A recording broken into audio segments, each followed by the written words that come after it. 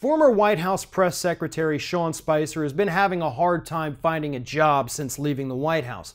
But in spite of the fact that he hasn't found full-time employment to pay the bills, he has been a regular contributor from time to time on Fox News. And recently, he decided to take up the issue on Fox News of the sexual assault and sexual harassment allegations that have been lobbed against the president and the lawsuits being filed against the president, Donald Trump, for these actions.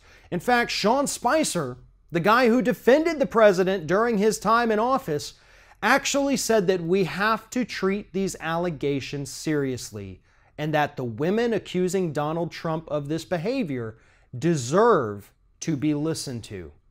Now, he also added at the end of that, but we're a nation of due process and let's not jump the gun and assume he's guilty.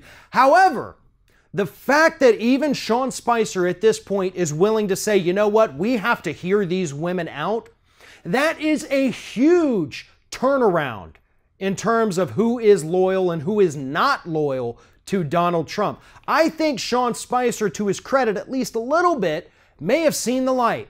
He may understand at this point that with all of the sexual assault allegations in this country that are coming out today, we have to take Donald Trump's allegations seriously if we're going to take any of them seriously at all. So far, anytime somebody has been accused of this kind of behavior, they have felt the repercussions of it. Matt Lauer immediately fired. Charlie Rose.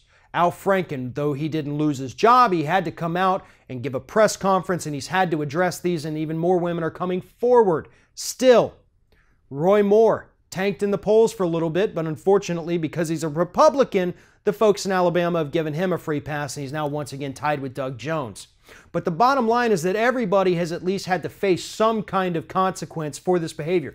Kevin Spacey, his show on Netflix was canceled, but not Donald Trump. Nothing has happened to him, and I think that's what's starting to get at Sean Spicer. And keep in mind, this is a guy who actually understands what's happening in the White House. He understands who Donald Trump is. He knows the kind of person that he is, and if he is saying we need to listen to these women, I'm willing to bet it's because he knows a little bit more about it than the rest of us do. Unfortunately, I actually have to take Sean Spicer's side on this, because again, I do believe that this man knows more than we do about this particular subject area. After all, he was with Donald Trump by his side for several months throughout the administration. He got to meet with lawyers. He understands what's happening in these suits, and I guarantee you, he knows whether or not these women are telling the truth, and something tells me they are. Thanks for watching, and if you like what you see here on Ring of Fire, we encourage you to subscribe to our channel. You can see the little subscribe button down there, but if you're watching it on another device where you can't see it, go to youtube.com/TheRingOfFire, hit subscribe, be notified every time we get a new video.